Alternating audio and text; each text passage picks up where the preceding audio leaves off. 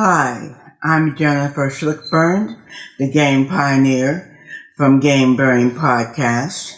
Today, I'm here to talk with you about Hallertau. Hallertau is a game that is set in Germany, or I guess Middle Europe maybe, in 1850, where they were making beer. This is an Uwe Rosenberg game. And Uwe, while not being the inventor or the first user of worker placement, is certainly known for all of his games he's created that have used worker placement, and it's done very well here, just as his previous games. In Hallertau, there is a board that is shared by everyone. There are 20 spaces on the board.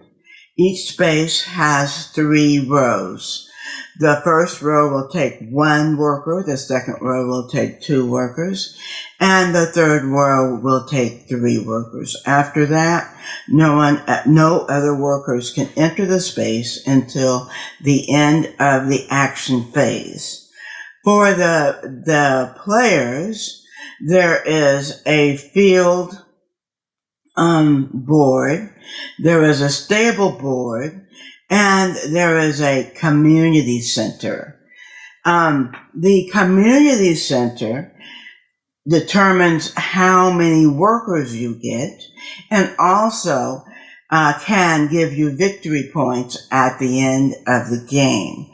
The field board is for fields where you can plant and harvest resources, and the stable goods tell you every round how many goods you'll need from all your different crafting buildings, of which you have 5.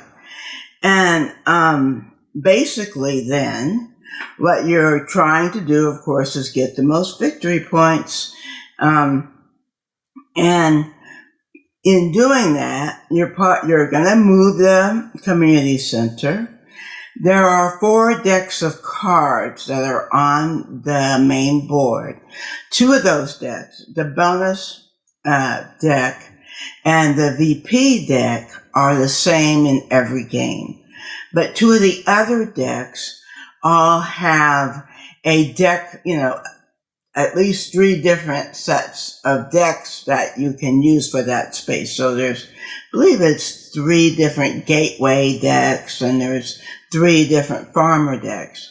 The gateway decks get more difficult as you move along the decks. The farmer decks, on the other hand, emphasize different things, like there may be a deck that emphasizes sheep or hops. So those are, just a personal choice as to what you would like to use. In the game, you will, as I said, the community center, playing the cards, breeding sheep, and cultivating the crops. So you will start with a set number of workers depending on where your community center is.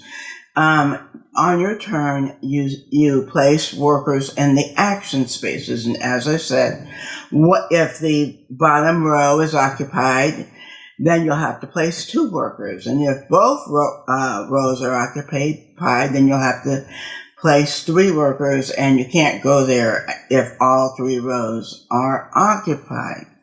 So, this game, I think, was, at least for me, well, at first I really looked forward to it, and then I played it on Tabletop Simulator, and it felt like the whole game was going to revolve around the community center and getting points from that, because you can get 70 points if you move the community center all the way over, which is challenging, very challenging. It's not like, that's going to happen if that's not a goal of yours. But then I watched a video by Rado, and he was talking about how great the cards were and how different they were and how much they added to the game. And that really changed my feelings about it, because even though the community center is the most obvious source of points, experienced players do not rely on it to win the game per se. The thing is, as I was mentioning, to move the community center all the way over means you are working on that the entire game. And you get 70 points. Well, on Board Game Geek, the feeling is that you need to get at least 100 points to be competitive, truly competitive in the game. So if you get 70 from the community center, where's your other 30, especially if that's been your aim the entire game?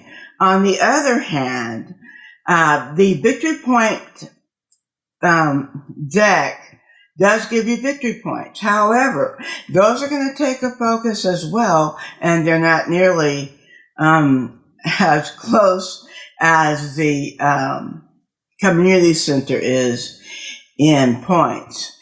Now, where I have gotten my points, and I think where a lot of people get points, is the bonus deck, because those cards contain small number of points per card, but they're not that hard to fulfill.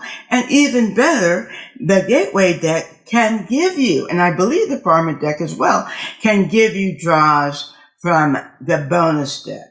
So if you work that pretty well, then you can end up with, 100 points easily. I'm not saying, by the way, that you can ignore the community center, because first of all, it determines how many workers you get. And you certainly don't want to be stuck throughout the game with only 6 workers and the other people have twice that. But if you focus on getting the cards and skillfully playing the cards, one of the best things about the cards is that, or two of the best things really, is that there's no hand limit, and you can play the cards at any time. So sometimes you may play a card that enhances an action, or you play an action and then play that card, and then maybe the next time that it's your turn, that card wouldn't have even worked for you. So there is certainly skill in managing the cards. I know, in the game, all the decks are shuffled completely random.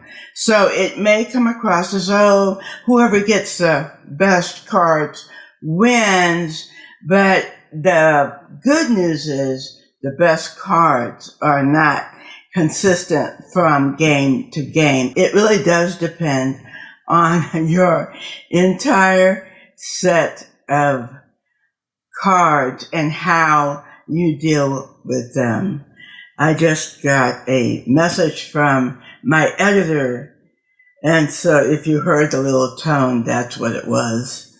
My editor is my 30-year-old son, so if you like the editing, then please thank him.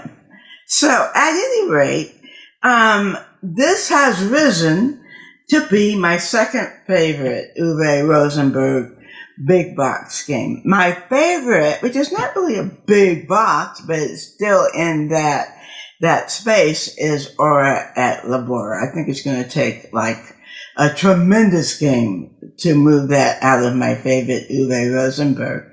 But this has replaced Caverna as my second favorite. And the other thing I do want to point out, okay, this says expert level. They mean it. And what I'm hoping for eventually at either one of the local cons in LA that I go to, or maybe even at BGG Con, or somewhere else, that there will be a Hallertau tournament, because I think that could be really, really exciting. So at any rate, yes, I really liked the game, even though at first I was skeptical of it. And please don't judge the game just because a community center gives you 70 points. There's lots of points elsewhere. So thank you for watching, and I hope you have a great day.